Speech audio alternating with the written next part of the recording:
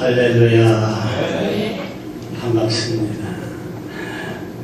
제가 참 젊을 때 공수의 개척을 했는데 그때 이제 부역교회에 손동인 목사님이 담임 목사로 계시고 그때 우리 교단의 십자군 전도대가 형성이 되어 있어서 미국에서 자금을 대서 세계 각국의 10개국인가의 그런 십자군 전도대가 형성이 돼서 개척교회를 지원하는 돈을 그래서 그때 교회 개척할 때 몇백만 원인가를 해줬다가 5년치 10년 상환인가 그렇게 빌려줬다가 나중에 이제 보증한 교회가 본 교회가 못 갚은 보증한 교회가 그걸 갚아야 되는 그게 부역교회가 보증을 써주고 그래서 개척을 하는데 남북 군수리의 그 정순례 권사님하고 이난희 권사님 시어머니 대신 권사님일 때 이제 그 군수리 신길이가 일부역이었습니다. 그래서 그 권사님 땅을 이렇게 주셔서 거기다 조그맣게 교회를 짓고 주택이 없었어요.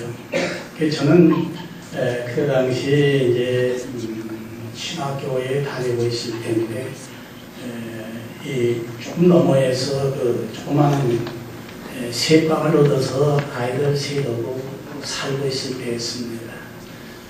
그래서 이제 신학교를 다니면서 이제 12월 달에 개척을 하게 됐는데,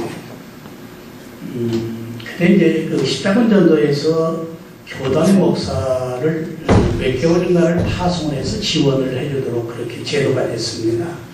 그래서 목사님들이 파송받아서 와서 제가 이제 주일날은 내로지만 그 외에 설교를 그분들이 수요일 저녁에는 담당을 새벽기도 같은 걸 담당을 해주는데 그분들도 1년인가 있다가 이제 떠나게 되면서 수요일 저녁 예배는 박병정 목사님이 나오는 구역회 집사님이 다니면서 이렇게 또 설교를 해주고 도와주셨습니다.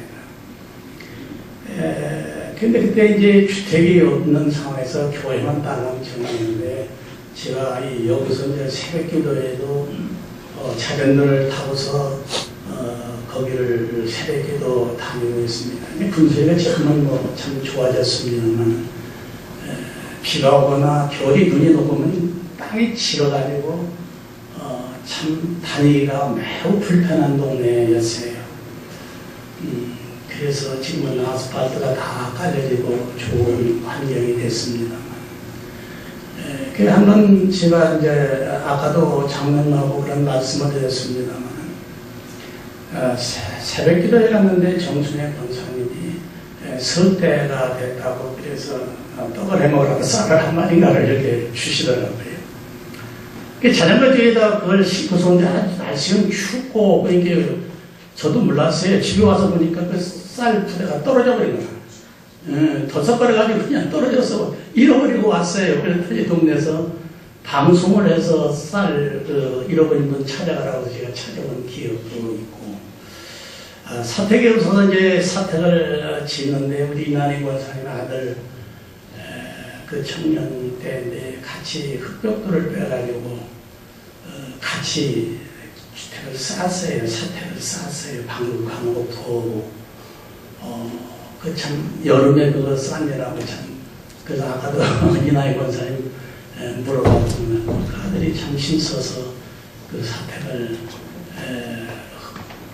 한폭으로 빼가지고 이제 직접 쌓는데 여름에 쌓으니까 땀은 나고 런닝 그 여름에 런닝 몇 개가 찢어지고 했는지 모릅니다. 그래서 했는데 지붕을 스랩으로 이렇게 지붕을 하고 그 등마루를 덮었는데 지금 같으면 그 세멘트라도 좀 이렇게 하고서 덮었으면 괜찮은데 지어놓고 나니까 비가 오는데 비가 그냥 새는 교회도 새죠, 주택도 새죠. 밤에 자다가 그냥 대야가지고서 비상한 데 쫓아다니면 밤도 잠도 못 자고 그런 기억들이 새롭습니다만, 물론 교회가 옮겼기 때문에 시도하면 지금 난리 안 시킬 로 믿습니다.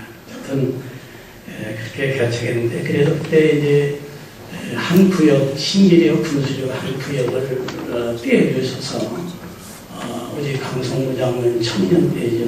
그때 그렇고 윤창업 그 청년 또 금혜경 청년 그분들하고 같이 이렇게 교회 학교도 하고 재밌게 참 교회를 시작을 했다가 제가 얼마 되지 않아서 홍산교회로 전임을 하게 되었다. 거기서도 교회를 짓다가는 또 예산교회로 가서 거기서 은퇴를 했습니다. 지금은 천안에 가고 있습니다만, 제가 남북교회를 떠난 뒤에 한 번 남북교회를 와보지는 못했습니다.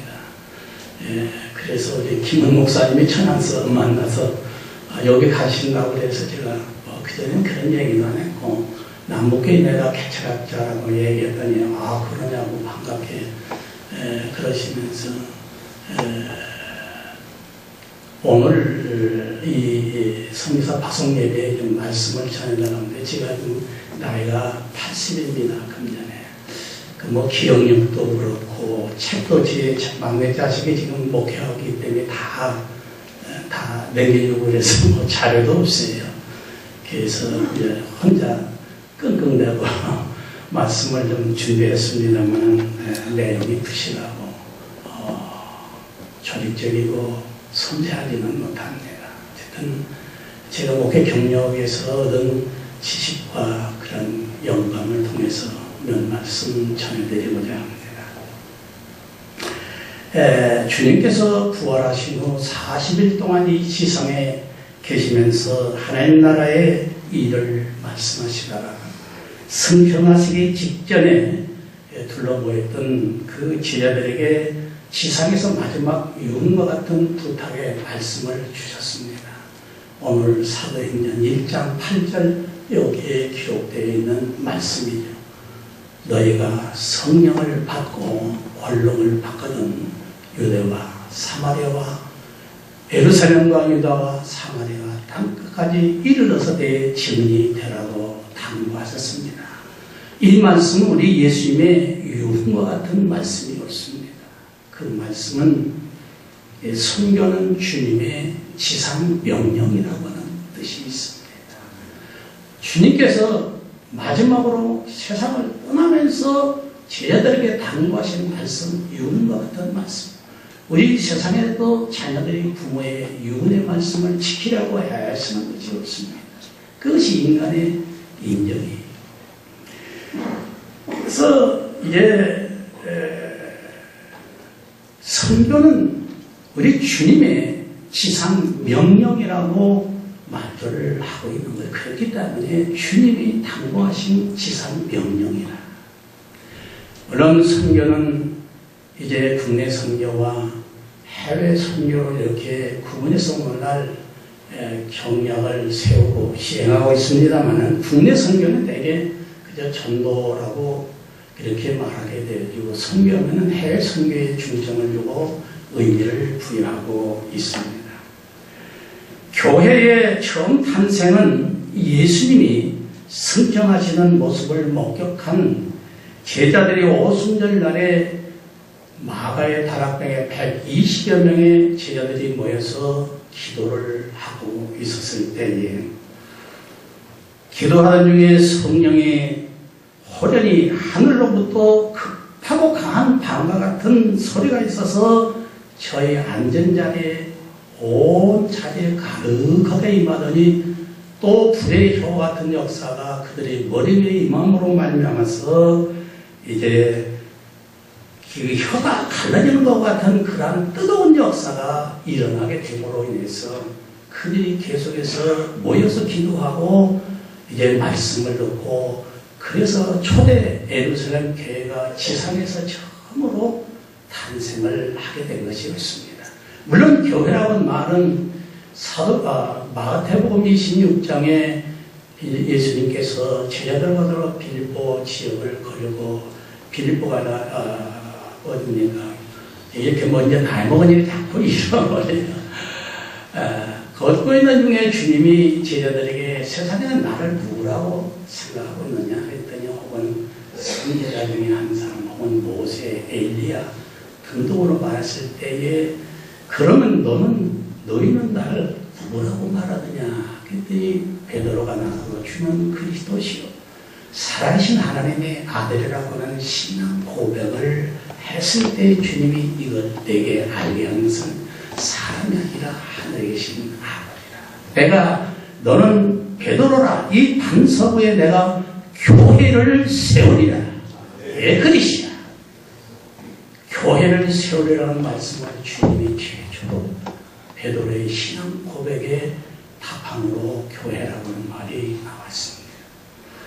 그 후로 이제 실제적인 보이는 교회는 유형교회와 무형교회로 우리가 교회를 말합니다. 무형교회라고 하는 것은 옛날에 예수를 믿고 세상을 떠난 사람, 오늘날 예수를 믿는 사람, 천국에 가 있는 모든 무리를 합하여 무형교회라. 유형교회는 지금 이렇게 보이는 지상의 지교회를 말합니다. 물론 교회, 에클레시아라고 하는 말은 건지움을 받은 무리들이라고. 이 교회는 이 건물이 아니라 바로 예수를 그리스도로 고백하는 구원받은 성도들의 무리가 교회입니다. 그때 우리가 어디 이제 이런데 간판을 쓸 때 뭐 모임이 있는데 장소는 무슨 교회 그렇게 쓰는데 그건 장소는 교회가 그렇기 때문에 장소는 예배당 혹은 교회당 집당자를 써야 그 집이 그 장소를 표현하게 되기 때문에 남북 성결 교회당 장소라고 할 때는 그런 표현을 쓰게 되는 것이고 교회라고 하는 실제적인 의미는 구원받은 여러분들 자체가 교회를 씁니다. 우리가 교회 하면 이 건물만을 생각하는데 그건 예배를 드리는 집이에요. 분명히 우리가 되는데 근데 예루살렘 교회가 이렇게 창립되어서 자체적으로 이제 모이기를 힘쓰고 성도들끼리 아름다운 교제를 이루고 말씀을 가르치고 모여서 예배드리고 함으로 말미암아 초대교회 이 예루살렘 교회가 오순절 이후에 탄생해서 급진적으로 성장을 했습니다.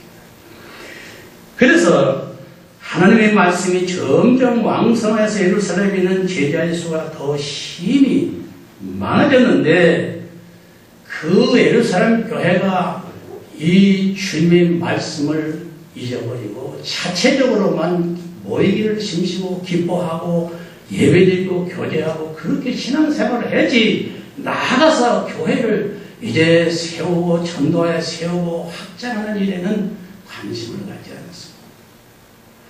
심지어 베드로가 하루에 설교할 때 3,000명이라고 하는 이제 사람들이 회개하고 예수를 믿고 교회로 돌아왔는데도 개척교회를 세우지 아니하고 해외 선교는 유대인들이 그 하나님의 백성은 자부심이 너무 많아서 이방인들을 정말로 이방인 심지어 개나 돼지와 같이 그들은 생각하고 취급을 했습니다.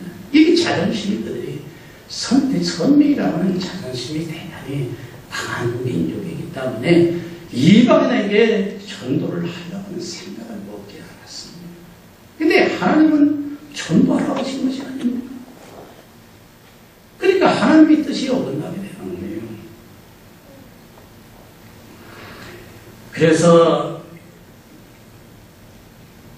이러한 상황 속에 있기 때문에 주님께서 이제 친히 개입을 하시게 됐는데 초대교회 7집사 중에 한 분인 스데반 집사님 이분은 은혜와 권능이 충만해서 큰 기사와 표적을 민간 중에 행하는 일한 훌륭한 집사님이었는데 이 집사님이 돌에 맞아서 순교를 하게 됩니다.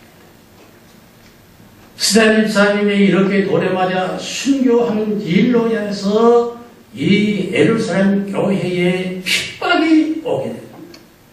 흩어지지 않으니까 하나님의 성령을 통하여 이 교인들을 흩어보내기 위해서 그래서 스데반 집사님이 순교로 인해서 교회 예루살렘 초대교회에 핍박이 오게 되니까 성도들은 거기 교회에 머물 수가 없어서 사도들 외에는 사도행전에 보니까 다 땅으로 흩어지게 된 것이 없습니다. 그래서 그들이 유대와 사마리아 모든 땅으로 흩어지게 되는데 그 흩어진 자들이 두루 다니면서 복음을 전하기 시작합니다. 우리가 사도행전 11장 19절로 21절로 이때 스데반의 일로 인하여서 일어난 환난으로 인하여 흩어진 자들이 베니게와 구브로와 구레네 몇 사람이 안디옥에 이르러 헬라인에게도 말하여 주 예수를 전반이 주의 손이 그들과 함께 하심에 수다하는 사람을 믿고 죽게 돌아오더라.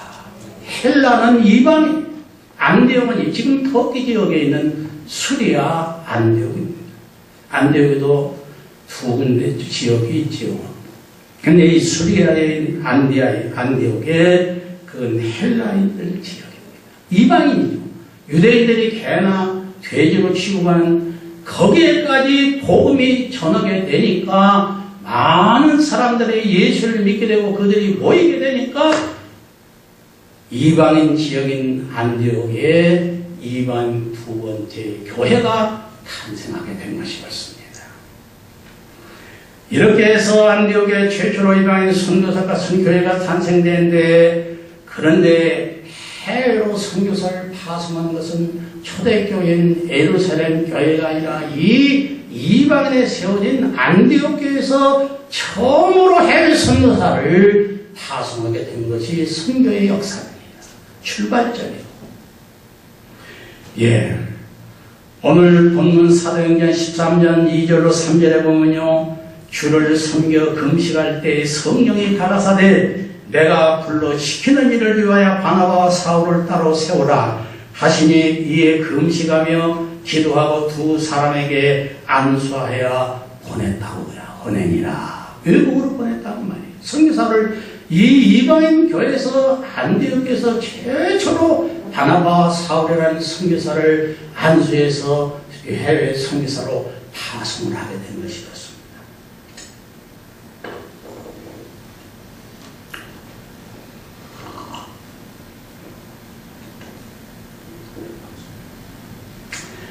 예, 오늘 우리 남북교회가 창립 39주년이 되는 해에 최초로 우리 김찬식 목사님, 김희경 사무장 두 선교사를 캄보디아로 파송해 된 것에 대해서 중심으로 치하여야 하지 않습니다.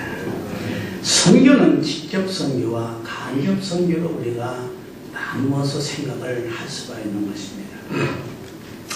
물론 직접 선교는 선교의 현장에 나아가서 선교 사역을 감당하는 분이고, 간접 선교는 선교사를 보내고 뒤에서 선교 활동을 밀어주고 협력하고 기도해주는 그러한 역사 사역을 간접 선교라 그렇게 말할 수가 있습니다. 오늘 먼저 말씀을 생각할 것은 직접 선교에 나아가시는 두 선교사님에게 권면의 말씀을 드리고자 합니다. 선교지에 가시기 전에 먼저 오늘 이 현장에서 하셔야 할 일은 기득권을 다 내려놓아야 된다는 것입니다. 자신이 얻은 권위나 무슨 또 자존심, 누리던 모든 삶의 조건들, 이러한 것들을 오늘 여기서 마음으로 다 포기하고 내려놔야 되는 것입니다. 예. 선교에, 이제 선교지에 대해서 들은 정보가 막상 선교의 현지에 가게 되면 환경이나 여건이나 언어나 풍습이나 모든 이러한 것들이 마음에 흡족할 수가 없습니다. 그때마다 선교사로 온 것을 후회하고 낙심되고 힘 빠지게 되고, 과거에 나는 그렇게 살지는 않았는데 그런 생각에 머물게 되면은 선교할 수가 없습니다. 포기하고 싶은 생각이 압도돼 버리면은요 힘이 빠지게 되는 것입니다. 그래서 이제 주님께서도 챙기를 잡고 뒤돌아보는 자는 내게 합당하지 아니하다고 말씀했습니다. 챙기는 사명입니다.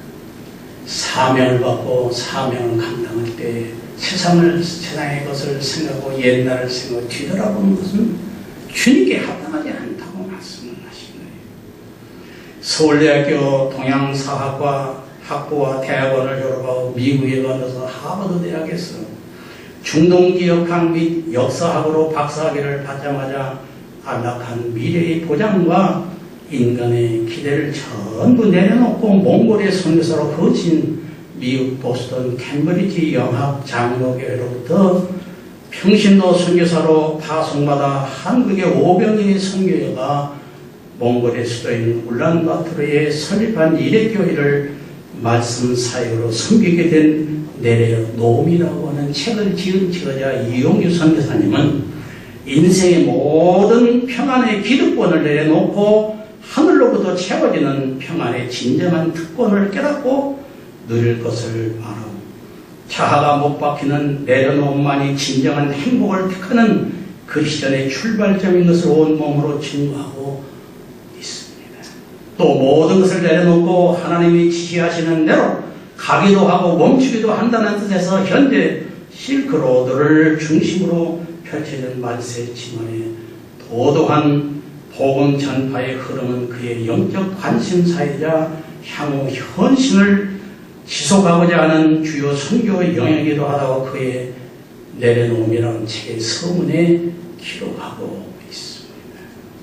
두 번째는 선교사로서의 사명감에 철두철미해야 하는 것입니다. 어떤 상황에 처하고 또 병들어 누웠을지라도 하나님께서 나를 부르시고 나를 선교사로 삼으셨다고는 이 사명감, 선교사의 사명을 하나님이 주셨다고는 이 확고한 사명의식과 자부심이 있어야 되는 것이 옳습니다. 이 자부심이 있지 않고는 어렵다는 것이죠. 선교의 지에 나가서. 저도 예산교회에서 처음으로 남아공의 김영환 선교사가 러시아에 그때 무슨 선교한 두 분을 우리 단독교회는 아니고 두 교회가 함께 파송하는 선교사 파송을 처음 시작했습니다. 선교지에 보고가 들어오지만 그 이름이 제가 잃어버렸습니다만 러시아에 파송된 선교사는 거기서 실패하고 돌아갔어요. 선교사끼리 이게 갈등이 생겨가지고 말이죠. 서로 모함하고 서로 폄하하고 교단에까지 그렇게 들어가가지고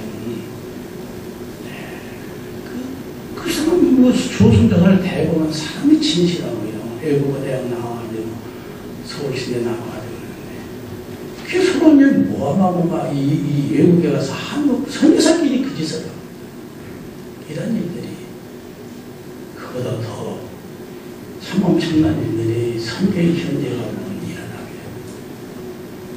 그 때문에 이러한 선교사의 그 사명의식 하나님이 내게 선교사로 정해주시고 파송해 주었다는 확고한 그런 선교사의 의식과 그리고 자부심이 있어야 이제 되는 것이 옳습니다. 세 번째로는 예수님의 마음을 품으시라. 선교지에 가서 예수님의 마음을 품고 예수님처럼 해야 된다는 것입니다. 주님의 마음은 이제 첫째로 온유하고 겸손한 마음을 가지는 것이었습니다. 마태복음 11장 29절 30절에 보면 나는 온유하고 겸손하여 나의 멍에를 메고 내게 배워라. 그러면 내 마음이 쉼을 얻으리라. 그리고 내 짐은 가볍고 이제 가벼움이라 하셨습니다. 우리나라에서도 사람의 성품을 말할 때 외유내강을 말합니다. 다른 사람을 잘 외적으로는 사람이 온유하다는 것은 유순하고 따뜻한 마음, 그리고 자기 자신에 대해서는 결단력을 가지라. 강직한 마음을 가지라. 자기 잘못에 대해 용서하지 말고 무슨 일을 결단적으로 하는 강한 의지력을 가지라고 하는 것이, 그것이 인간에게 참 좋은 성품이라고 우리나라에서는 말하고 있습니다. 주님의 마음의 두 번째는 한 영혼을 천하보다도 더 귀히 여기라고 하는 것입니다. 선교 현지에 가서 현지인들을 대할 때 그들의 피부색이나 생활의 처지나 언어, 문화, 습관 등 하나도 마음이 흡족하게 들 것이요. 우리가 텔레비전으로 그 아프리카의 그 굶주리고 어린아이들이 배고프고 병들어서 그냥 파리가 있는 애들로 쓰레기더미를 튀고 살고 있는 그들, 그때 우리가 어떻게 그들을 끌어안고 그냥 뭡니까 김혜자 그 탤런트도 거기 가서 어떻게 그 처음 대할 때는 어떻게 할 줄 모르고 이제 나중에는 그들을 끌어안게 돼요. 눈물. 근데 이와 같이 마음의 급족한 그런 모습이 어쩌면 아닐는도 모르지만 그러나 인간의 가장 중요한 실상은 뭡니까? 외모가 있지 않습니까?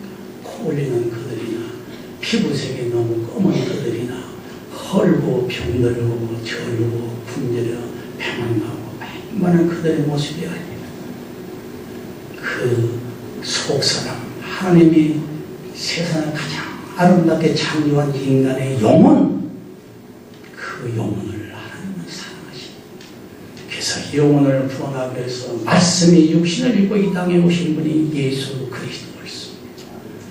예수님이 사랑하고 구원하기 위해 자기 자신의 몸을 희생하시기까지 하신 그 영혼들을 예수님의 마음을 품고 사랑하지 않고는 그들을 구원해내는데 실패할 수밖에 없다는 것입니다. 예수님의 마음을 품으라.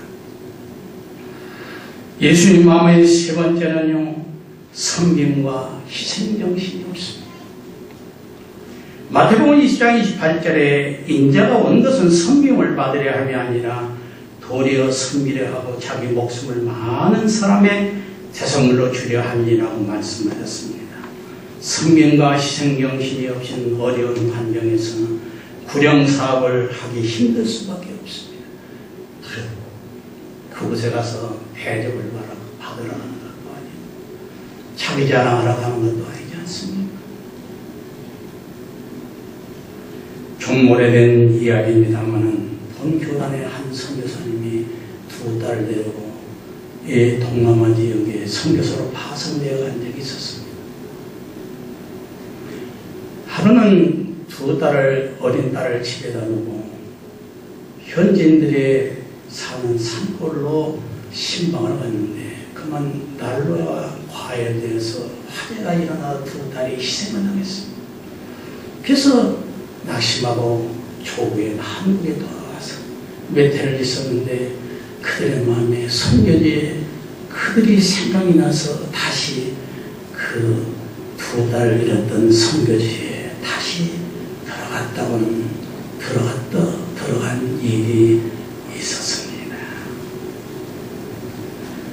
예. 마지막 네 번째로는 어떠한 상황 속에서라도 하나님만을 바라보고 전진하라고 하는 것이었습니다. 바울과 실라가 빌립보에서 선교할 때에 점치는 여인을 만났습니다. 그 점치는 여인이 하루 따라다니며 괴롭게 하기 때문에 그 점치는 여인은 귀신을 힘입어서 접어쳐서 그 여인에서 귀신을 쫓아내려왔어요. 그러더니 그 점치는 여인이 그 여인을 자기 집에다 고용해서 돈벌이 하느라고 그 여인을 둔 주인이 있지 않습니까? 그 주인이 자기들의 돈벌이가 끊어진 것을 알게 되어서 바울과 실라를 잡아서 저지로 가서 관원들에게 끌고 가서 상관들에게 고소를 했습니다. 그러더니 그 관원들이 바울과 실라를 벗기고 배로 무수히 치고 팔에 쇠사슬을 매어가지고 깊은 감옥에다가 가뒀습니다. 여러분이 선교지에 여행을 해보시면 알면 바울의 감옥이라는 데도 있습니다. 오늘같이 이렇게 집을 잘 짓고 간수들도 인권을 유지해주면서 이렇게 다스리는 것이 아니에요. 옛날에는요, 땅속에다 불을 파가지고 2중 3중문을 하고서 거기다 갇혀있도록 가뒀습니다. 매를 맞아 몸은 말할 수 없이 피곤하고 지치고 감옥의 앞뒤 모두가 다 가려진 이 갇혀있는 그런 상황 속에서 할 일이 뭡니까? 원상 같으면 하나님을 원망할 거예요. 내가 하나님 위해서 선교 활동하는데 내가 뭐 잘못했다고 여기 갇히고 이렇게 무수한 매를 맞고 이 지경에 쇠사슬에 채해서 갇히게 돼야 됩니까? 하나님? 근데 바울과 실라는 한밤중 되어서 찬송하고 하나님께 열심히 기도했습니다. 그랬더니 질이 나가지고 옥토가 움직이고 이제 옥문이 열리고 매었던 쇠사들이 다 풀어졌어. 간수가 겁이 나가지고 쫓아와더라 무릎을 꿇고 선생님 우리가 내가 어떻게 해야 구원을 얻겠습니까? 간수. 주 예수를 믿어라. 그러면 너와 내 집이 구원을 얻으리라. 그래서 간수가 그 저녁에 그 신라와 바울을 집으로 데려가서 씻기고 음식을 차려주고 예수를 믿게 되는데 그 전에 이제 찬상사 루디아가 강변에서 바울의 전도를 받아 예수를 영접하게 되는데 그렇게 돼서 이 간수와 함께 빌보 교회가 탄생이 된 것이 옳습니다. 예. 앞뒤가 다 막히고 옆뒤가 다 막히고 사람도 볼 수 없고 부를 수도 없고 만날 수 없고 누구에 호소할 수 없는 이런 막막한 지경에 있을지라도 성도들은 하늘길은 열려있다는 것이 맞습니다. 하나님을 바라보는 하늘을 바라보는 여러분이 선교의 현장에 가면 답답하고 누구한테 호소할 때도 없고 내 힘으로 감당할 수 없을 때에 그때에 사람을 바라보면 원망이 나올 것입니다. 내 처지를 바라보면 한숨 쉬게 될 수밖에 없습니다. 하늘을 바라보고 하나님을 바라보고 하늘길이 열려있다는 사실 잊지 마시고 어떤 상황 속에도 하나님을 바라보고 전진해 나가시기를 권면을 드리는 것이 옳습니다.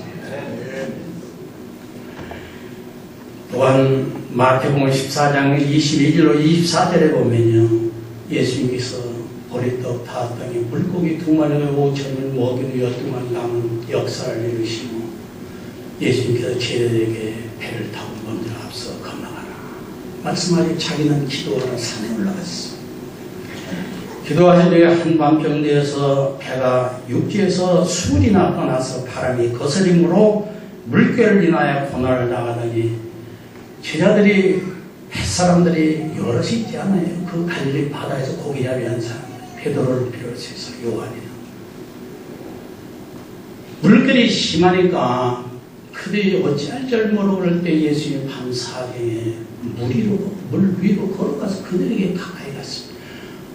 세상에 물 위에 사람이 걸어오는 모습을 본 적이 없잖아요. 그러니까 유전이 오는 줄 알고 놀라서 제자들이 소리를 지르는 것입니다. 주님이 내니 안심하라냐니 두려워하지 말아라. 그때 베드로가 주여 주시거든 나를 물 위로 오라 하소서. 근데 주님이 오라. 주님의 말씀을 듣고 주님만을 바라보고 겁도 없이 배에서 물 위로 다리를 내서 건너갔습니다. 주님만을 바라보고 걸어갈 때는 물 위로 자기도 모르게 그냥 걸어간 거예요. 그런데 바람이 불고 물결이 치니까 물이 몸에 뒤집어 씌어지죠. 소리가 나죠. 그러니까 거기를 주님을 바라보던 시선을 물결을 바라봤더니 무서워해서 물에 빠져가게 된 것입니다. 주여 나를 건져 주옵소서. 주님이 다가와서 손을 잡아 건져내시고 배에 오르니 풍랑이 바람이 그쳤다고 그랬습니다. 주님만을 바라볼 때는 무리를 걸어갈 수가 있었습니다. 정신을 집중하고 주님에게 집중하고 주님을 바라볼 때는 무리를 걸을 수가 있었지만 성경을 바라보고 두려워할 때 무리에 빠지게 된 것입니다. 선교사님, 세상은 물결이 쉴 날이 없는 것입니다. 모든 환경은 우리에게 항상 좋은 여건만을 제공하는 건 아닙니다. 꼭 주님만을 바라보시고 어떤 환경, 어떤 여건에도 주님을 바라보시고 주변의 시선을 돌리지 마시고 주님을 바라보고 주님과 동행하는 삶을 사시기를 부탁을 드립니다. 끝까지 하나님만을 바라보고 앞으로 나아가시기를 부탁드립니다. 두 번째로 이제는 간접선교에 동참하신 남북교회 선교회의 말씀을 드리고자 합니다. 나아가는 선교사님 못지않게 보내는 선교사의 사명도 막중한 것이 있습니다. 첫째는 늘 관심을 가져주라고 하는 것이 옳습니다. 관심을 갖는다는 것은 마음을 쏟는다는 겁니다. 마음을 가지는. 마음이 가는 곳에 정성이 가게 되고 마음이 가는 곳에 물질이 가게 되는 것이 없습니다. 사랑이 가게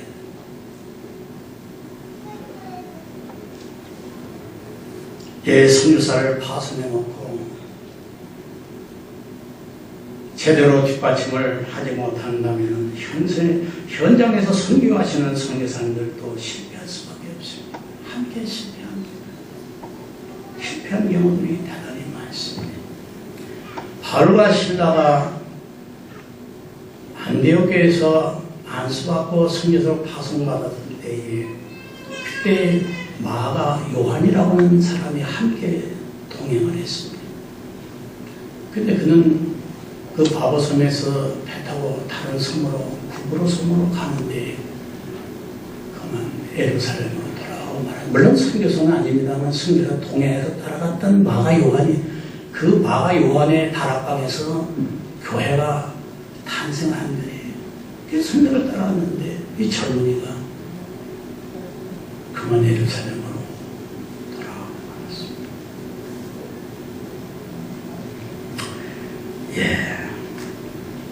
그리고 기도로 밀어줘야 됩니다. 기도는 시간과 공간을 초월해서 역사하는 힘이 되기 때문에 옳습니다. 현지에 선교하시는 선교사님도 남북교회 선교사 어려울 때 남북교회 성도님들 생각하면 나를 위해 지금도 기도하고 계시다. 힘이 되고 힘이 생기게 돼요. 그리고 기도는 시공간을 초월해서 역사하는 힘은 왜? 하나님이 역사하기 때문에. 기도는 하나님께 하는 것이고 역사는 하나님이 하시기 때문에 시간과 장소를 초월해서 기도는 역사는 힘이 되는 것이 옳습니다.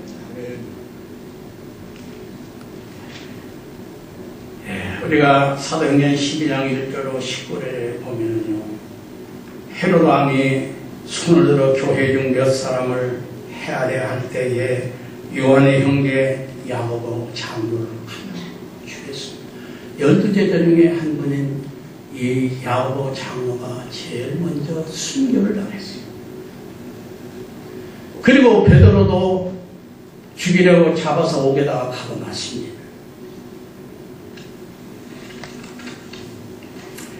그리고 파수꾼을 4사람씩 4배로 시켜가지고서 옥문 밖에다가 세워서 이렇게 파수를 세웠는데 오늘 말씀에 우리가 5절로 11절에 한번 보십시다.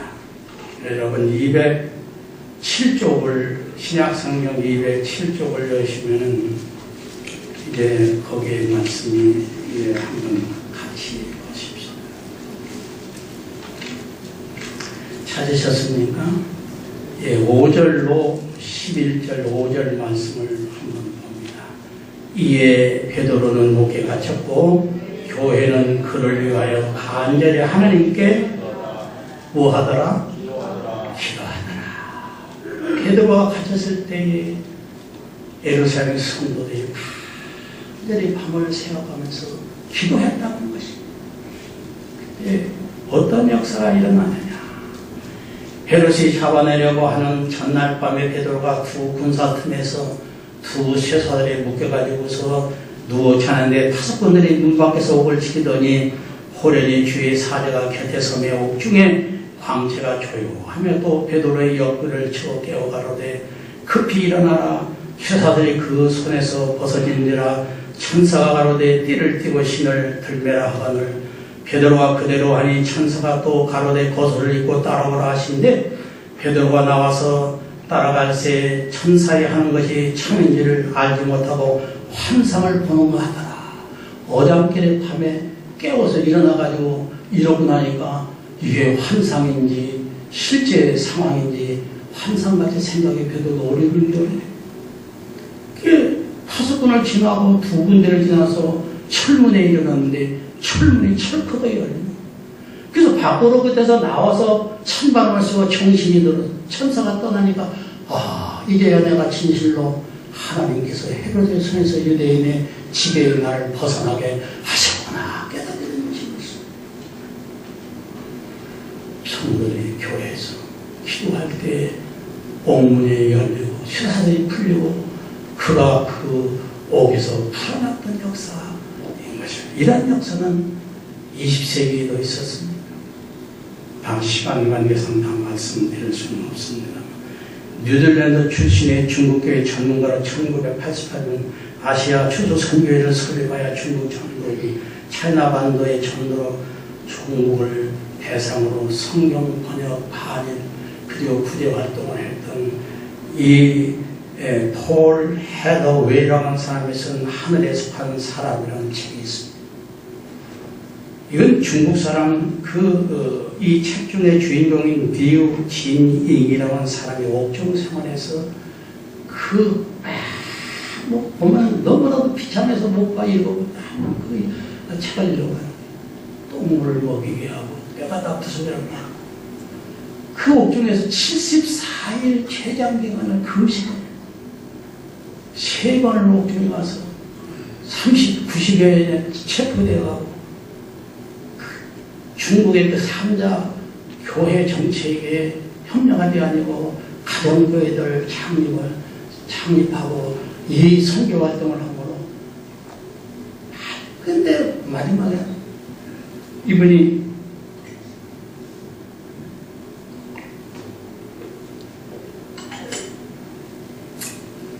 삼층 감옥에 안치게 되어 있는데 거기서 탈출하게 되는데 감옥 층마다 3층도 2층도 1층도 경비병들이 2사람씩 지켜서 있는. 근데 아침 그 연도가 지금 제가 1996년 1997년 5월달에 이제 성령께서 탈출하라고는 계시가 와서 탈출하는데 3층에 자기 감방에서 아침 5월 8일 6일인가 하니까 탈출하고 결심하고 성령이 탈출하라는데 아침 8시경에 아마 그 죄수들이 건강한 죄수는 그 마당 같은 청소를 하는가 봐요. 빗자루 가지고 이제 청소를 하다가 자기와 함께 하는 그 형제가 그 옆방에 있다가 청소를 갔다가 빗자루를 가지고 올라오더라고요. 근데 그때 문이 그 사람이 두드려고 열려있어서 그래서 문 닫지만 그래서 그때 이제 성령이 가라. 그래서 그 문을 열 틈에 나가는데 마침 사무실에 전화벨이 울리니까 그 앉았던 간수가 전화 받으러 갔어요. 탈출했습니다. 2층으로 들어가는데 여기 빗자루에서 자기도 청소를 맞자는 빗자루를 가지고 내려가. 2층에도 무장 거기는 총을 가지고서 지피는 간수가 있었는데 자기가 하는데 그냥 자기를 멀쩡히 쳐다보면서도 죄지하지도 않고 맞지도 않다는 거예요. 성령이 눈을 가려니까. 그래서 거기도 통과했어. 그래서 마지막 1층 문을 가는 데는 웬일인지 간수가 거가 제일 삼엄하게 쓴 자리인데 간수가 없더라는 거예요. 깨문이 열려서 거기도 통과해서 정문에 갔는데 정문이 열려있는 거예요. 그래서 정문에 나가니까 노란 택시 한 대가 딱 자기 앞에 서더라고요. 그러면서 손님 어디 가시냐고 타라고. 택시를 타고 내 사무실에 급히 가야 한다고 급히 탈출해서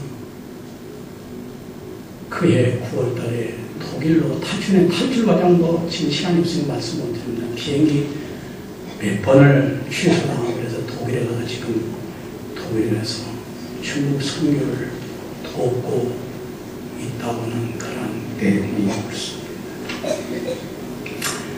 세 번째로는 물질로 뒷받침해 줘야 합니다. 오늘 파송받은 금창식 성사님과 김의경 성사님이 파송받아 들어가는 캄보디아 그런 나라도 국가적으로 또는 국가적으로도 경제적인 여건이나 환경 모든 것들이 그렇게 선진국 편은 아닙니다. 특히 선교사들이 들어가는 곳은요, 교통도 불편하고 환경 여건도 열악하고 여러 가지가 참 어렵습니다. 관광차 가는 것도 아니고 돈 벌러 가는 사업차 가는 것도 아닙니다. 모든 것이 열악하기 때문에 기도와 물질의 도움이 절대로 필요한 것이고, 선교사님들은 정말 이런 어려운 환경에서 배우지도 못하고 먹지도 못하고 있지만 굶고 헐벗고 미개한 지역에서 고생하는 이들을 돌보며 복음을 예시하는데 영혼을 구원해내야 하는 영적인 전쟁터의 말씀을 가지고 영적 전쟁터에 들어가는 것이었습니다. 오늘 파송받는 선교사님들이 환경이나 물질에 구애받지 아니하고 얽매이지 아니하고 마음껏 선교에 온 힘을 쏠 수 있도록 관심과 기도로 그리고 물질도 뒷받침해 주심으로 해서 이제 많은 영혼의 추수가 이루어지고 그 지역의 열악한 환경이 긍정적인 변화가 이루어지는 선교보고가 많이 들어올 수 있기를 소망합니다. 아멘. 기도하십시다. 고마우신 하나님 아버지, 한 영혼을 온창으로 귀히 여기신 까닭에 하늘 보좌를 버리시고 육신을 입으시고 이 땅에 오셔서 한 영혼을 구원하고 자기 몸을 십자가에 못 박아 피 흘려 우리를 구원해 주시는 하나님의 놀라운 은혜, 하나님의 사랑을 저희들이 깨닫게 되면서 이렇게 그 어려운 환경 속에 구원받지 못한 그 백성들을 구원하기 위해서 주님의 이름으로 오지에 들어가시는 우리 김찬식경 선교사님과 김의경 선사님 두 분의 이번에 파송 예배를 우리 남목교에서 이렇게 드리게 된 것에 대해 너무나도 감격하고 너무나도 하나님께 영광을 돌리지 아니할 수가 없습니다. 저들에게 가는 길에 하나님이 동행하시고 때마다 일마다 하나님이 도우소서 아름다운 성교의 보고가 이 아버지 남북교회에 매일같이 들어올 수 있도록 도와주옵소서. 믿사옵고 주 예수 그리스도 이름으로 기도드리옵나이다. 아멘. 네, 귀한 말씀 전해주신 우리 황원 목사님께 다시 감사의 박수를 올려드리겠습니다. 저희가 이게 파송 예배를 준비하면서 아까 준비 찬송하면서도 보니까 하나님께 감사하고 또 죄송하고 저희가 39년 만에 정말 미흡하나마 선교사를 파송할 수 있도록 허락하신 하나님께 진짜 감사하면서도 정말 또 죄송스럽고 눈물이 자꾸 나더라고요. 진짜 하나님께 감사드립니다. 먼저 선교사 소개 시간이 되겠습니다. 먼저 김희정 선교사님을 소개해드리겠습니다. 저 김희정 선교사님에 대해서 아무것도 모릅니다. 그런데 아까 준비하면서 왔다 갔다 하는데 그 젊은 청년들 몇 분이 뒤에 오셨더라고요. 그래서 오셔서 아이고 어서 오십시오. 실례지만 어떻게 오셨습니까? 제가 김희정 선교사인데요. 얼마나 죄송하고 또 부끄럽던지, 그리고 또 감사한 것이 진짜 수수하구나. 그냥 시골 말로 하면 참 수다분하고 털털하고 참 감사하게 선교사님으로서 가서 참 충분히 하실 수 있겠구나. 어느 여건 어느 환경에서도 잘 적응하시고 이겨나갈 수 있겠구나. 그런 생각이 좀 들어서 참 감사했습니다. 제가 김희정 선교사님 아는 것은 몇 가지입니다. 그리고 우리 문찬식 우리 선교사님 잘 아시다시피 이제 초등학교 때까지는 중앙교회에서 예배를 드렸다고 해요. 그래서 중학교 들어가면서 우리 남부교회가 이 지역으로 오면서 우리 남부교회에서 중학교 때부터 같이 신앙생활을 하고, 그리고 우리 주일학교 학생회 하면서 또 교사로서 주일학교 어린이들을 잘 양육하셨고, 또 그러면서 천안에 있는 백석대학교 기독교학부 신학과를 졸업하시고, 그리고 서울신학대학교 신학대학원을 졸업하시고, 또 성민교회 전도사님, 그리고 서울 디림교회 부목사님으로 계셨는데, 누구보다도 든든하신 것은 우리 문재명 집사님하고 이창희 권사님. 전에 같이 있으면서 이창희 권사님 제가 여쭤봤어요. 권사님, 진짜 김장식 목사님 그 해외로 선교 나가시면 진짜 힘들고 어려울 텐데 어떻게 하시려고 그래요? 그 하나님 주의 종인데 어떠한 역경과 어떠한 어려움 속에서도 이겨내실 거다. 하나님이 책임져 주실 거다. 그래서 진짜 저는 걱정하지 않습니다. 하나님이 다 책임져 주실 것입니다. 하는 그 어머니와 아버지가 계시고, 또 뒤에서 후원하시는, 또 기도하시는 우리 남북의 성도님들이 계시기 때문에 힘내시리라 믿습니다. 성교사님 소개는 이렇게 드리고요. 또 우리 문찬식 선교사님과 김영 선교사님 나오셔서 그 영상을 통해서 같이 선교 사역을 어떻게 하실 건지 잠시 같이 영상을 보시면서 소개해 주시겠습니다. 선교 계획. 그냥 저희가 기다리고 있으니 염려하지 마십시오라고 말씀해 주시면 저희가 위로가 될 것입니다. 왜냐하면 언어를 배워야 그 나라의 문화를 저희가 알 수 있습니다. 언어를 배워야 관계가 들어가고 말씀을 말씀을 바꿔서 가르칠 수 있습니다. 언어를 배워야 사역에 동참할 수 있는 현지인들도 만나게 되는 것입니다. 최대 2년간은 저희가 언어만 할 것입니다. 그리고 그 후에 사역들이 진행을 할 것입니다.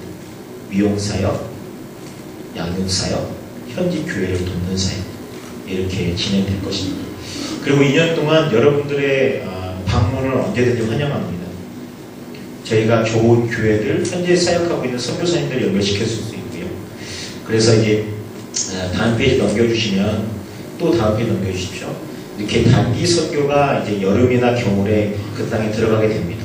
저와 아내도 3년 전부터 캄보디아를 들어가면서 그 나라를 마음에 품게 됐던 것입니다. 그 나라 음식 참 맛있어요.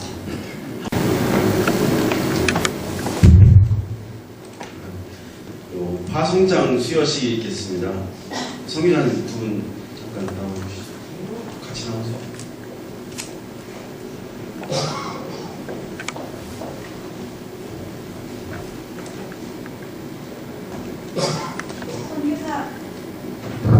선교사 파송장, 성명 문찬식, 김희정. 본 교회는 온 세계에 다니며 만민에게 복음을 전파하라 하신 주님이 지상 명령에 순종하여 귀하를 캄보디아 선교사로 파송하며 이 증서를 수여함. 주후 2015년 2월 8일 기독교 대한성결교회 구현나무교회 담임 목사 김은 대도.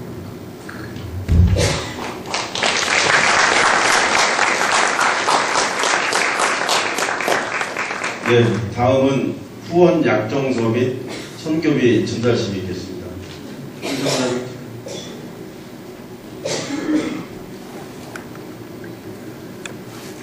저희 남부교회에서 문찬식 선교사님과 김영 선교사님 5년 동안 참 미흡 하나마 돕겠다라는 약정서를 드리는 것입니다. 들어가지 마시고요. 잠깐 앞에 있어. 네, 잠깐 뒤를 돌아주시고 시간 우리 선교사님 두 분을 위해서 기도하려고 합니다. 세 가지를 기도했으면 좋겠습니다. 선교사님들이 사역하러 가는 게 아니고 눈 조금 이따 감으시고요. 제 얘기 듣고 기도하세요. 하나님은 이미 캄보디아에서 일하고 계십니다. 문찬식 선교사님, 김현대님 사역하러 가는 게 아니고요. 하나님이 일하시는 그곳에 두 분이 지금 하나님의 사역에 동참하러 가는 것입니다. 여러분, 첫 번째로 기도하실 때 캄보디아 땅을 위해서 기도하겠습니다. 하나님은 지금도 일하고 계십니다. 그리고 그 일에 하나님의 사람을 부르셔서 문찬식 선교사님과 김정 선교사님이 가시는 것입니다. 캄보디아 땅에 하나님의 역사가 있게 하여 주옵소서. 그 땅을 변화시켜 주시옵소서. 하나님의 놀라운 역사가 있게 하여 주옵소서 기도하겠습니다. 두 번째로 우리 사역자들 위해서 기도하겠습니다. 두 분 선교사님, 하나님께서 영원 사랑하는 마음을 부어 주옵소서. 성령의 충만함을 부어 주시옵소서. 은사를 더하여 주시옵소서. 동역자를 붙여 주시옵소서. 성교사님들 위해 기도하시고, 마지막 세 번째는 이들의 사역을 위해서 기도하겠습니다. 오늘 성교사님께서 어떻게 사역할지를 말씀하셨습니다. 사람이 그 길을 계획할지라도 그 걸음을 인도하시는 분은요 하나님이십니다. 모든 사람 인도하셔서 승리하는 사역 되게 해달라고 우리 다같이 성교사님을 축복하며 성교사님 사역을 위해서 우리 다같이 한번 주여 한번 부르시니 통성업 기도하겠습니다. 주여, 거룩하신 하나님 감사합니다. 사랑하는 문찬식 김희정 성교사님을 만나게 하시고 하나님의 동역자로 함께 일할 수 있는 은혜 주시니 감사합니다. 먼저 하나님의 거룩한 사역에 동참하게 하시니 감사합니다. 우리 교회가 그 사역에 하나님 아버지 함께 갈 수 있게 하신 것 감사합니다. 캄보디아를 위해서 일하시는 아버지 하나님, 온 세계 열방을 위해 일하시는 아버지 하나님, 그 하나님의 사역에 우리 사랑하는 문찬식 김희정 성교사님이 동참되게 하시고 부연한부교회가 함께 할 수 있는 은혜 주신 것 감사합니다. 아버지 하나님의 보잘것없는 우리를 사용하시니 감사합니다. 캄보디아 땅을 변화시켜 주시옵소서. 캄보디아 땅에 일하시는 하나님의 역사가 오늘도 임하여서 그 땅에 정말 주의 나라가 선포되며 하나님이 잃어버린 영혼들이 도와오는 역사를 주님과 나가여 주시옵소서. 아버지 하나님 이 시간 또한 간절히 기도하기는 두 분 사역자를 위해서 기도합니다. 사랑하는 성교사님 캄보디아로 나아갈 때에 영혼을 사랑하는 마음을 부어주시옵소서. 아버지여 성령의 충만함을 더하여 주시옵소서. 은사를 더하여 주옵소서. 지혜의 은사와 지식의 은사와 영분별의 은사와 아버지 방언함과 방언 통결함과 예언함과 병고침의 은사와 능력 행함의 은사와 믿음의 은사를 더하셔서 하나님의 역사를 이룰 수 있도록 주여 기도합니다. 아버지 하나님의 동역자들을 붙이시고 피곤치 않게 하시며 힘들지 않게 하시고 하나님을 위해 일할 때에 사랑하는 두 분의 사역 때문에 정말 영원히 세워지는 역사가 있게 하여 주옵소서. 무릎 꿇게 하여 주시옵소서. 기도할 때마다 응답하시고 새롭게 하시는 하나님의 은혜를 경험케 하시며 하나님의 일하시며 날마다 순종하며 나갈 때에 주의 복음을 아버지 주의 능력을 나타낼 수 있는 사랑하는 은혜를 주도록 주여 도와주시옵소서. 아버지 하나님의 그들의 사역을 위해서 기도합니다. 언어를 훈련받을 것입니다. 우리의 입술을 지으신 이가 하나님이십니다. 우리에게 말을 주신 분이 하나님이십니다. 저들의 입술을 열어주시옵소서. 아버지 하나님의 언어에 능통하게 하여 주시옵소서. 문화를 경험하게 도와주시고 깨닫게 하시고 그 영혼들을 하나님 품고 나아갈 때에 승리하시는 사역되게 도와주시옵소서. 아버지 미용사역과 제자 양육사역과 아버지 하나님 공동체를 세워나갈 때에 교회들을 세워나갈 때에 하나님 아버지 정말로 주께서 인도하셔서 한 걸음 한 걸음 주님 인도하신 따라 승리할 수 있는 믿음의 종들 되게 하여 주시옵소서. 우리 교회가 기도로 후원하겠습니다. 물질로 후원하겠습니다. 아버지 하나님 우리 교회의 영역을 더하시고 아버지 물질을 더하셔서 더 힘있게 사역을 지원할 수 있는 교회 되게 하여 주시옵소서. 주님 함께하여 주시옵소서. 살아계신 아버지 하나님, 오늘 사랑하는 동역자들이 우리 문찬식 김희정 성사님을 캄보디아로 보내며 함께 주님 앞에 생명을 다하는 기도를 올려드리오니 하나님 이 기도한 것보다 넘치게 역사하여 주시옵소서. 하나님 지금도 캄보디아에서 일하시는 그 하나님의 사역에 우리가 동참되게 하시니 감사합니다. 마른 막대기만도 못한 저희들, 또한 아버지 하나님의 연약하고 부족한 부여 남부교회, 또 사랑하는 문찬식 김희정 성사를 만나서 이 사역을 허락하신 아버지 하나님, 모든 것을 주께 의탁하오니 하나님의 선한 손으로 도우사 하나님 영원히 살아나며 민족이 변화되는 역사를 허락하여 주시옵소서. 사랑하는 두 분 선교사님께 영혼을 사랑하는 마음을 부어주시고 성령의 능력으로 기름 부으사 가는 곳곳마다 하나님의 나라가 확장되며 잃어버린 영혼들이 주께 돌아오는 은혜 있게 하여 주시옵소서. 아버지 필요한 모든 것들을 채우실 줄로 믿습니다. 너희는 먼저 그의 나라와 그의 의를 구하라. 그리하면 이 모든 것을 너에게 더하시리라 말씀하신 그 말씀이 이루어져 사랑하는 성사님 사역 위에 하나님의 채우심과 도우심과 함께 하심이 날마다 충만하게 하여 주시옵소서. 아버지 사역을 계획하며 나아갈 때에 무릎 꿇어 기도하는 선교사님 사역을 통해 아버지 하나님의 승리를 경험하기를 소원하오니 하나님 일하시고 주관하시고 인도하여 주옵소서. 우리를 원하신 예수님 이름으로 기도합니다. 아멘. 우리를 통해 역사하신 하나님 앞에 영광 박수 올려드리겠습니다.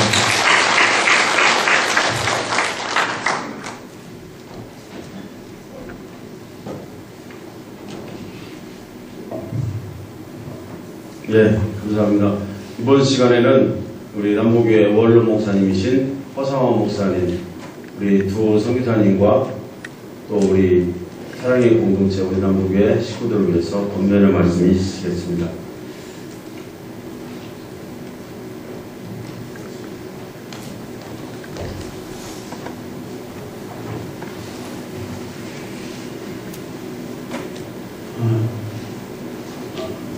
오늘 이렇게 뵙고 보니까 참 감사합니다. 저 교회가 아주 놀랍게 좋아진 것을 아주 감사를 드립니다. 그리고 교회에 그동안 못 나오셨던 분들이 또 이렇게 여기 와서 보니까 잘 뛰어요. 그런데 주일날 보면은 이 앉아있는 좌석 속에서 여러분들 혹시 느끼셨는지 모르겠습니다만 안 나오신 분들이 먼저 뛰어요. 보이지도 않는데. 여러분들 그런 거 느끼셨습니까? 그런데 오늘 보니까 정말로 아주 흐뭇하게 전에 안 보이시던 분들이 많이 눈에 띄어서 얼마나 감사한지 모르겠습니다. 우리 열심히 목회하시고 이 교회를 이끌어 가시는 우리 김 목사님을 위해서 감사 박수 한번 해주시겠습니다. 수고하셨습니다.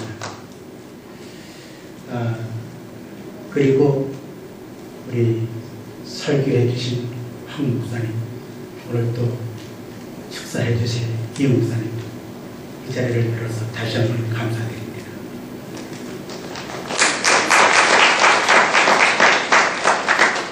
제가 한 3개월 동안 중국에서, 중국 상해에서 머무를 수 있는 기회가 근간에 있었습니다. 그래서 3개월 동안 머무르면서 제가 거기서 책을 볼 수 있었는데 그 책을 한 12권 정도 보았습니다. 그 책을 12권 정도 보는 가운데 이런 책이 있었습니다. 무슨 책이냐면은 하라면 하겠습니다, 주님. 우리 다 같이 한번 따라합시다. 하라면 하겠습니다, 주님. 아멘. 이 음성이 우리 문찬식 선교사님, 김희정 선교사님 두 분에게도 함께 그러한 음성이 들려질 수 있기를 바랍니다. 아멘. 그 책 가운데 페이지 41페이지에 보면은 이런 내용이 나옵니다. 제가 말씀드리려고 하는 선교사님은 김종필 선교사입니다. 김종필 선교사의 아내는 연출가이자 극작가입니다. 1992년 1월 31일 필리핀으로 가기 위해서 버스를 타고 김포공항으로 가는 차 중에 사모님이 김 선교사님에게 봉투 하나를 내밉니다. 여보, 이 봉투 안에는 비행기 티켓이 2장이 들어있어요. 한 장은 출국용이고 한 장은 귀국용입니다. 하지만 귀국용은 1년 후에나 돌아올 수 있도록 표를 끊었습니다. 당신이 필리핀에서 순교하신다면 저에게는 큰 영광이 될 것입니다. 죽으라는 얘기예요? 살라는 얘기예요? 어떻습니까? 죽으라는 얘기예요? 살라는 얘기예요? 여러분들 판단해 받습니다. 그리고 그 말이 끝나기 전에 이어서 하는 말이 또 하나의 봉투를 내밉니다. 이 봉투 안에는 $400가 들어있습니다. $400면 얼마인지 아시겠죠? 혹시 그 돈이 몽땅 떨어진다면 그래도 절대로 돌아오지 마세요. 한국으로 돌아오면 안 돼요. 절대로 돌아오지 마세요. 필리핀으로 가라고 명령하신 주님께서 채워 주실 것입니다. 우리 문 선교사님, 김 선교사님 이 말씀 믿어요? 목소리가 적은 거 보니까 이 말씀 믿어요? 주님이 채워주실 줄로 믿어요? 우리 저분들을 위해서 한번 박수로.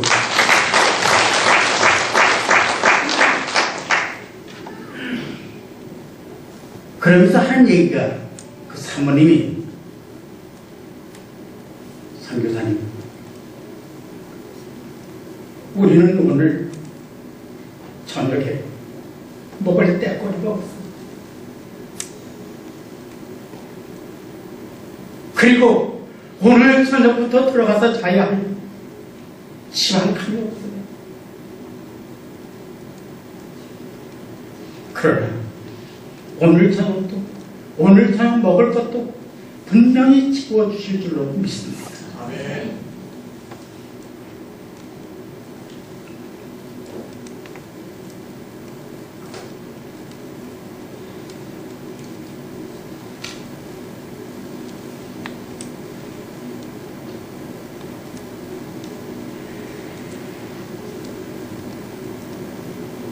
왜냐하면 그분은 신실하시기 때문에.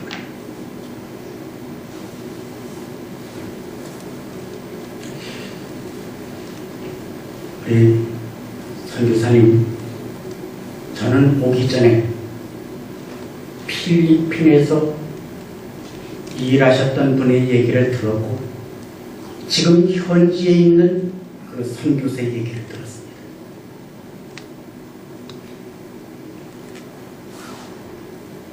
모든 것 하나님께 맡기세요. 그런데 제가 중국에 머물면서 카톡을 하나 받았어요.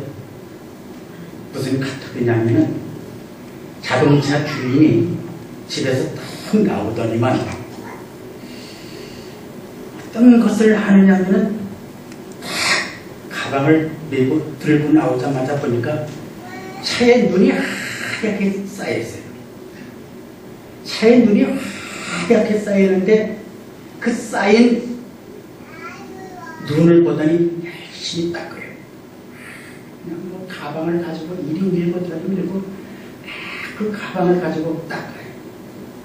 그러면서 호 불면서 다 차를 닦아놨는데 마지막으로 차 열쇠를 가지고 삐 하고 누르니까 저 앞에서 내 차가 소리를 내고서 삐 하고 소리가 나는 거예요. 그러면서 그 카톡 밑에 뭐라고 기록이 되어 있느냐면 아직도 할 일은 남았어. 선교사님으로 나간다고 하는 것이 귀하고 슬픈 일, 좋은 일이지만 그러나 이 선교사로 나가는 일 가운데는 내가 한때 그 일을 해놓아도 다른 사람이 나를 볼 때는 껄껄 웃으면서 아직 할 일은 남았어. 아직도 할 일은 남았어. 아마 우리 김 목사님께서 저를 보고 이 권면을 부탁한 것은 우리 선교사님 두 분을 누구보다도 잘 알게 가달리 권면을 시키지 않았나 싶어요. 여하튼 우리 선교사님 네 분 정말로 훌륭하십니다. 얼굴도 봐요. 어쩌면 저렇게 잘생겼어. 얼굴도 잘생기고 멋진 미남이고 잘생긴 거란 미남이나 하여튼 거기고 거깁니다만 어찌됐든 간에 정말로 좋은 선교사님이 되시기 바랍니다. 어느 분이 저한테 또 편지를 하나 보내는데요. 어떤 편지를 보내느냐면은 이렇게 그 사역지에 그 장소를 하나 얘기하더니만 그 옆에는 묘지를 하나 보냈어요. 이 사람이 뭐 편지를 보내면서 현지를 목회하는 그곳과 묘지를 함께 보낼까 좀 불쾌했어요. 그런데 나중에 저한테 전화가 왔는데 뭐라 그랬냐면, 목사님, 거기가 목회하는 거기가 제 무덤이에요.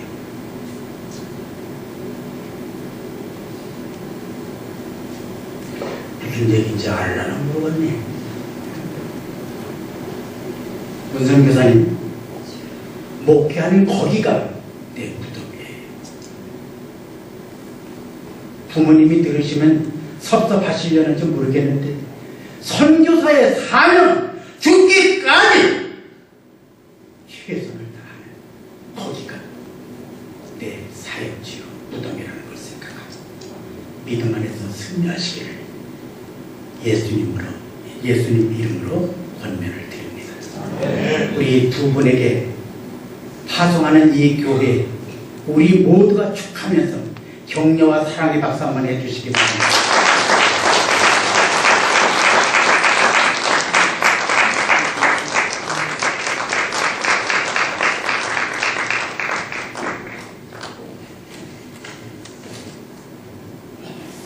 네, 말씀 감사합니다. 이 시간에는 축사의 시간인데 우리 이대원 목사님인데요. 우리 남부교회 2대 원이지만 두 번째 목사님이세요. 2대 목사님이십니다. 제가 젊었을 때 처음 신앙 생활할 때 우리 이대원 목사님한테 하나님 말씀을 배우고 신앙이 컸어요. 그래가지고 어떻게 보면은 저한테 이제 신앙의 첫사랑이죠. 그래가지고 지금도 못 잊고 그러면서 한 번도 찾아주지도 못하고 솔직히 죄송했었는데 오늘 만나서 진짜 반가웠고 오늘 두 선교사님을 위해서 축사의 시간을 갖겠습니다. 제가 젊었을 때는 11시에 예배를 시작하면 성가대까지 다 해서 12시 5분이면 끝났습니다. 근데 이제 나이가 먹으니까 누가 설교를 시키면 왜 그렇게 길어지는지 모르겠어요. 그래 여러분 혹시 왜 이렇게 축사가 길지? 저 양반 늙어서 그래. 그렇게 이제 이해를 하시면 될 것 같아요. 네? 근데 제가 이제 목회를 이제 안 하니까 게을러져서 이제 시간을 딱 하루에 1시간씩만 기도하자 해서 이렇게 기도 시간을 정해놓고 하루에 1시간씩 기도합니다. 그런데 옛날에는 나도 목회원이라고 정신이 없어하고 내가 왔던 지나간 교회를 위해서 기도를 못했어요. 왜? 내 교회에 저 발에 불덩어리가 떨어지는데 어디 다른 사람 교회를 위해서 기도할 마음의 여유가 없었어요. 그런데 이제 은퇴를 딱 하고 나니까 내가 거쳐온 교회들을 위해서 날마다 하루에 한 번씩 기도합니다. 한 번도 빼놓지 않고 기도해요. 남북교회를 위해서도 특별히 선교사 파송을 한다고 해서 늘 기도하고 있습니다. 그래서 하나님 무엇을 좀 이야기해서 이 양반들을 좀 기쁘게 해드릴까요? 근데 하나님 아무 말도 안 해주세요. 그래가지고는 아이고 옛날에 내가 이 남북교회에 와가지고 정말 연약한 교회였는데 지금 이렇게 선교사까지 파송할 수 있는 그런 아름다운 교회로 성장한 것에 대해서 한번 느끼도록 이야기해볼까? 그런 생각이 들어서 이제 이야기를 하는 거예요. 이게 지금 성경에 있는 얘기가 아니고 아주 유치한 얘기를 하는 거예요. 유치한 얘기. 네? 제가 여기 와가지고 30살에 여기 왔어요. 막 힘이 넘칠 때 왔지. 와가지고는 교회가 어려우니까 그때 20만 원이가 받아서 산다요. 그때는 이제 20만 원 받아서 살았어요.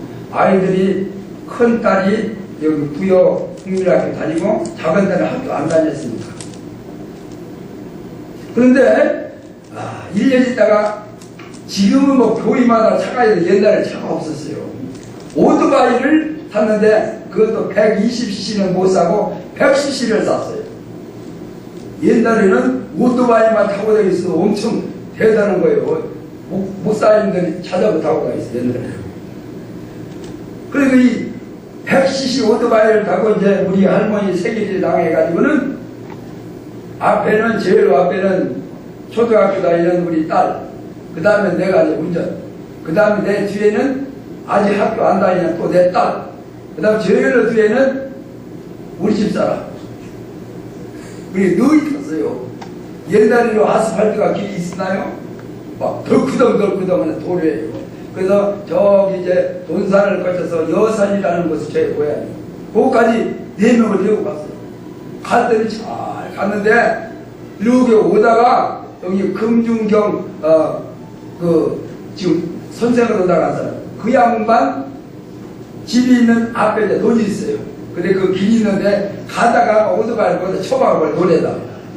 그래 우리 이제 학교 안 다니는 둘째 딸이 뭐라고 하느니 첫 번째는 씨, 그 다음에 가운데는 얘기하면 안 돼요. 그 다음에 놈 하면서 빠지려면 전화 빠지지. 에?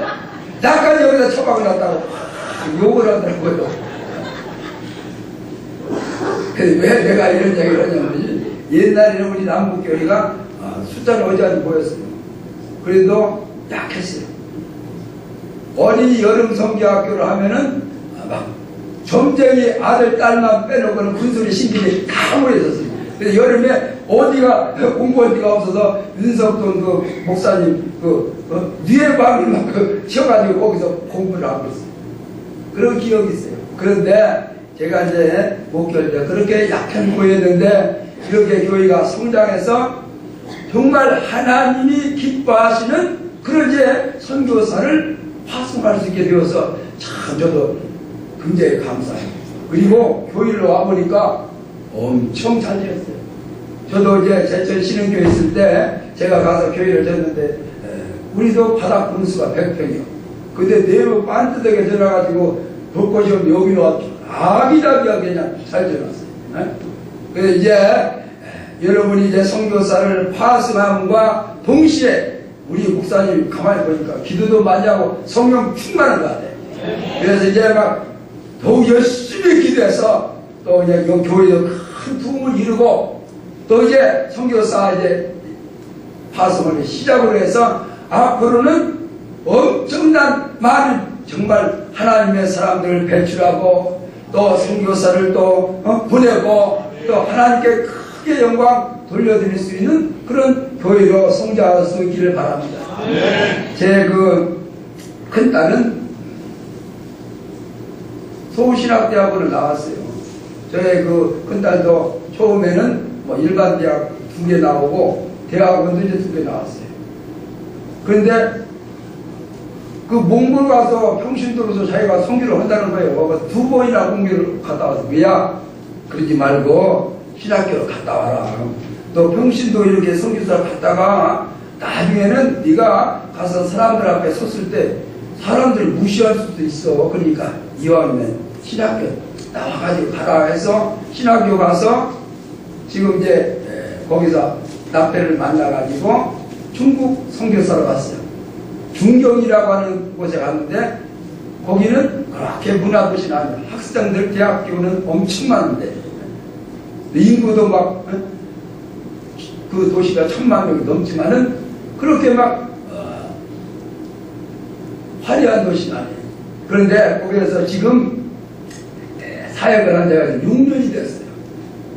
근데 그 중경이라고 하는 것은 어떤 곳이었느냐 하면은 이 겨울에도 보일러를 안 떼요. 공산국가래. 그래서 한 0도까지 내려가는데 그렇게 춥질 않아요. 겨울에 이제 잠을 자려면 춥다고 잠잘 때 씻는 실을 좀 아이들 거 좀 사보내라고 해서 얼마 전에 사보냈어요. 그리고 지금은 조금 나아졌지만 중경에 우리 한국 사람들이 많지 않아가지고는 김치 같은 것도 우리 한국 김치를 맛볼 수가 없었어요. 그래서 제가 이제 올 겨울에도 2번이나 붙여줬어요. 그러면서도 거기서 이제 사역을 해서 1년에 뭐 10몇 사람씩 세례를 주었어요. 근데 문제는 거기서 이제 다 대학생들이나 젊은 사람들 이렇게 전도해서 세례주고 하면 거기 머물면 좋은데 그 다음에 이제 직장 따라서 더 큰 그 도시로 나가는 거예요. 그래서 지금은 이제 1년에 한 10몇 명씩 이렇게 세례를 주어도 한 20명, 지금 이제 사역한 지는 6년이 돼도 1년 동안은 가서 이제 언어 공부하고 한 5년 개척했는데 중국 사람들 한 20명 정도 모아놓고 이제 교회를 하고 있어요. 그러면서 이제 제가 여기 있을 때 한번 나오면은 보면은 여기서 이제 선교비로 우리 성결교회 이제 그 교회에서 조금씩 주고 또 개인이 이렇게 해서 신학생 선교회라고 하는 곳에 파송했어요. 어디 교회에서 딱 이렇게 파송한 것이 아니라. 그런데 와 보면은 신발도 막 안 좋고 옷도 막 이상스러운 거 입고 그런 여기 와서 이제 제가 이제 싹 이제 신발도 사주고 옷도 사입고 그래서 또 들어가고 그러는데 저는 그런 생각이 들어요. 그러면서 하는 말이 하나님께서 정말 그곳에서 가서 선교하고 추수하고 할 때 엄청난 기쁨을 주신다는 거예요. 물론 이 후방에서 이제 전도하고 또 그들을 보내고 하는 교회도 있지만은 정말 마치 전쟁터에서 제일 앞에 전방에서 가서 전투하는 사람들이 저는 선교사라고 생각합니다. 그렇기 때문에 특별히 우리 남북교회 모든 성도들은 이제 선교사님을 보내시면서 그냥 물질만 후원해 주는 것이 아니라 영적 전쟁에서 승리할 수 있도록 기도로 후원하고 목숨을 걸고 이렇게 작정 기도하고 이렇게 하면서 후원해야 돼요. 그래서 여러분이 정말 승리하는 그 선교사님 또 이제 가서 많은 열매를 맺고 하나님께 크게 영광 돌려드리고 주님 오시는 그날에 정말 우리 남북교회 모든 성도들이 칭찬을 받을 수 있는 그런 이제 선교사님을 파송하는 역사가 일어나기를 정말 축하드립니다. 끝났습니다.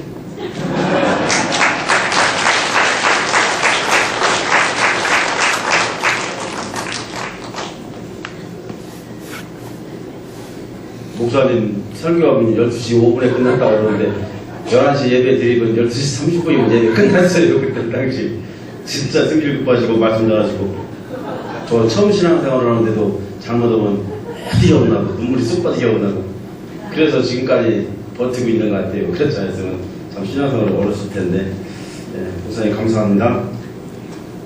이번에는 꽃다발 증정 시간이 있겠습니다. 두 선교사님 잠깐 앞으로 나와 주시기 바랍니다.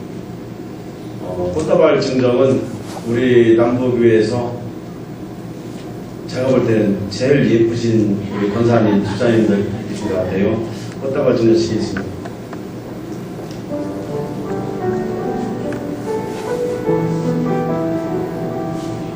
네, 꽃다발 드리겠습니다.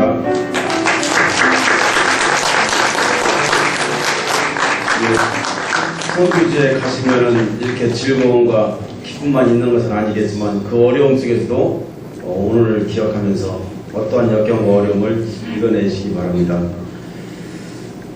이 시간에는 광고 시간입니다. 우리 홍상훈 장로님 나오셔서 광고해 주시겠습니다. 잠깐만. 오늘 광고하기 전에 오늘 귀한 우리 목사님들 함께 해주셨는데 제가 소개를 제대로 못 드린 것 같아서 먼저 소개를 드리겠습니다. 이미 나오셔서 말씀 전해주시고 권면을 쭉 하셨지만 우리 역대 교역자 목사님들이 계셨기에 우리 교회가 지금 이렇게 서 있는 줄로 저는 믿습니다. 우리 교회 계셔가지고 황훈 목사님 오셨고 또 우리 이대원 목사님 또 사모님 함께 오셨습니다. 또 우리 교회 원로 목사님이신 우리 부상환 목사님과 사모님 오셨는데요. 우리 사모님들하고 잠깐만 일어서시면 우리 좀 박수로 감사하다고 좀 한번 우리 그 문찬식 김희정 성사님과 함께 훈련받는 우리 성사님 5분이 오늘 자리에 함께 있습니다. 이제 바로 파송받아 세계 열방으로 나아갈 편인데 우리 선교사님들 하나님의 능력으로 힘있게 사역 감당하시라고 매번 박수하겠습니다. 잠깐 일어서 주시죠. 네, 예, 감사합니다.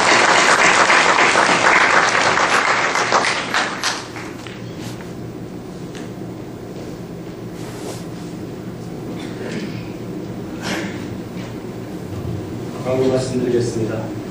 그 당회에서 선교사를 파송하기로 결정할 때까지만 해도 참 그러려니 하는 이렇게 감격스러운 파송식이 있으리라고 생각하지 못하고 그냥 의례적인 그래도 우리 교회도 선교사를 파송할 수 있는 교회가 되었다는 그런 어떤 기쁨만 있었습니다. 그런데 오늘 막상 예식을 하고 보니까 너무 기쁘고 또 감격스럽고 또한 책임감도 느끼게 되었습니다. 앞으로 우리 교회가 더욱더 선교사님들 지금 파송하는 선교사님뿐 아니라 우리 교회가 3명 이상의 선교사를 파송하기로 지금 목표를 세워서 준비하고 있는데 그 사역이 더 빨리 진행되고 더 당당하게 진행될 수 있도록 같이 기도해 주시기 바랍니다. 고려남북교회 창립 이후 첫 번째 해외 선교사를 파송하게 하신 하나님께 먼저 감사를 드립니다. 선교사 파송예배 설교를 담당해 주신 황우범 목사님과 권면을 해주신 화송환 목사님, 축사를 해주신 이대훈 목사님께도 감사를 드립니다. 오늘 파송받은 문찬식 김희정 선교사님의 캄보디아 선교사역을 위해 기도해 주시고 교회가 해외 선교사역을 능력있게 감당할 수 있도록 선교헌금해 주시기 바랍니다. 예배 후에 선교사 파송식 기념사진 촬영이 있겠습니다. 또한 오늘 우리 권사님들께서 아주 맛있는 저녁 식사를 준비하셨습니다. 그래서 밑에 지하 식당에 저녁 식사가 준비되었습니다. 그래서 같이 식사하시면서 즐겁고 행복한 교제 나누는 시간 되시기 바랍니다. 감사합니다.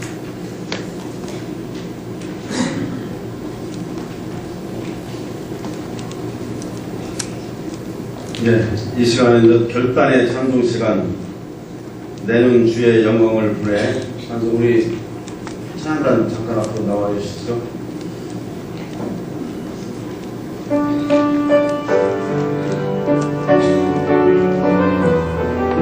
네, 자, 다들 일어나 주시기 바랍니다.